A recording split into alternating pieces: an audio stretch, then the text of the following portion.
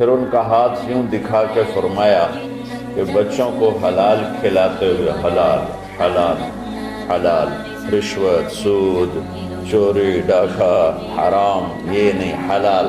بچوں کو حلال کھلاتے ہوئے جو ہاتھ ایسا ہو جاتا ہے اس پہ جہنم کی آگ حرام ہو جاتی ہے۔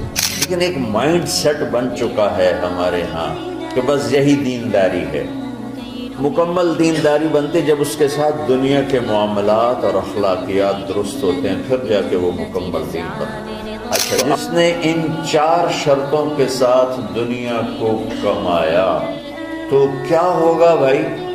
تو فرمایا لقی اللہ یوم القیامہ ووجہہ مثل القمر لیلۃ البدر، قیامت کے دن یہ اللہ کے دربار میں ایسے پیش ہوگا کہ اس کا چہرہ 14ویں رات کے چاند کی طرح چمک رہا ہو۔ طلب الدنیا حلالا، جس نے دنیا کمائی حلال، کاروبار کیا، نوکری کی، تجارت کی، زراعت کی، کوئی بھی ریڑھی لگائی، چھابا لگایا، سائیکل پہ منیاری بیچی، جو بھی کیا، من طلب الدنیا حلالا، جس نے دنیا کو طلب کیا حلال راستے سے، سعین علی اہلہ، اب بھائی کیوں کماتے ہو؟ کہ جی بچوں کو کھلانا ہوتا ہے اس لیے۔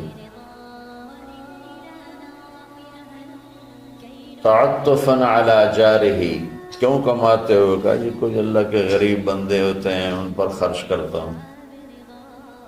استعفافا عن المسئلہ، کیوں کماتے ہو؟ کہ جی کسی سے سوال نہ کرنا پڑے۔ تو 4 باتیں میرے نبی فرما رہے ہیں، رزق حلال کمایا، بچوں پر خرچ کرنے کے لیے کمایا، غریبوں پر خرچ کرنے کے لیے کمایا، اور سوال سے بچنے کے لیے کمایا۔ اس میں کوئی نماز، روزہ، حج، زکوٰۃ، تہجد، تبلیغ، جہاد کا کوئی ذکر ہے نہیں۔ اچھا، جس نے ان 4 شرطوں کے ساتھ دنیا کو کمایا تو کیا ہوگا بھائی؟ تو فرمایا لقی اللہ یوم القیامہ ووجہہ مثل القمر لیلۃ البدر، قیامت کے دن یہ اللہ کے دربار میں ایسے پیش ہوگا کہ اس کا چہرہ 14ویں رات کے چاند کی طرح چمک رہا ہو۔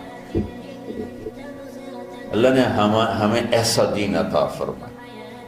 حضرت سعد بن معاذ رضی اللہ تعالیٰ عنہ آپ کی محفل میں بیٹھے ہوئے تھے، تو وہ دہاڑی کرتے تھے، مزدوری کرتے تھے اپنے باغ میں خود ہی۔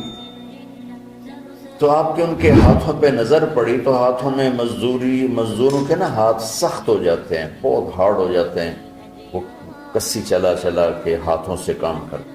تو آپ نے دیکھا تو ان کے ہاتھ بڑے سخت۔ آپ نے ان سے پوچھا سعد یہ تیرے ہاتھوں کو کیا ہے؟ کہ یا رسول اللہ خود ہی مزدوری کرتا ہوں بچوں کا پیٹ پالنے کے لیے، تو وہ کام کرتے کرتے میرے ہاتھ ایسے ہو گئے ہیں، ٹھیک ہے، تہجد پڑھتے پڑھتے میرے ہاتھ ایسے ہو گئے ہیں، ذکر کرتے کرتے، روزے رکھتے رکھتے، حج کرتے کرتے، عمرے کرتے کرتے، یہ بہت بڑے اعمال ہیں، میں ان کی کوئی تضحیق نہیں کر رہا ہوں، نفی نہیں کر رہا ہوں، دین کے کسی عمل کو چھوٹا نہیں سمجھنا چاہیے، لیکن ایک مائنڈ سیٹ بن چکا ہے ہمارے ہاں کہ بس یہی دینداری ہے۔ یہ کوئی عمرے کر رہا ہے، کوئی حج کر رہا ہے، کوئی دیگیں چڑھا رہا ہے، تو اس کو دینداری ہے بھی صحیح، اس میں کوئی شک نہیں، ہے بھی صحیح، لیکن ادھوری دینداری ہے۔ مکمل دینداری بنتی جب اس کے ساتھ دنیا کے معاملات اور اخلاقیات درست ہوتے ہیں، پھر جا کے وہ مکمل دین بنتا ہے۔ تو آپ نے دیکھو میری طرف، آپ نے سعد کا ہاتھ یہاں سے پکڑا اور سب کو دکھا کے اس کو بوسہ لیا، پھر ان کا ہاتھ یوں دکھا کے فرمایا کہ بچوں کو حلال کھلاتے ہوئے حلال حلال حلال، رشوت، سود، چوری، ڈاکہ، حرام یہ نہیں، حلال۔ بچوں کو حلال کھلاتے ہوئے جو ہاتھ ایسا ہو جاتا ہے اس پہ جہنم کی آگ حرام ہو جاتی۔ وَكَذَلِكَ جَعَلْنَاكُمْ، بولو، أُمَّةً،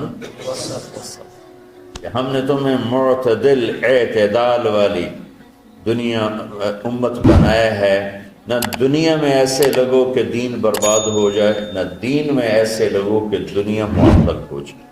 اس لیے میں نے ایک حدیث پڑھی تھی، آپ نے فرمایا کہ دین میں غلو سے بچنا۔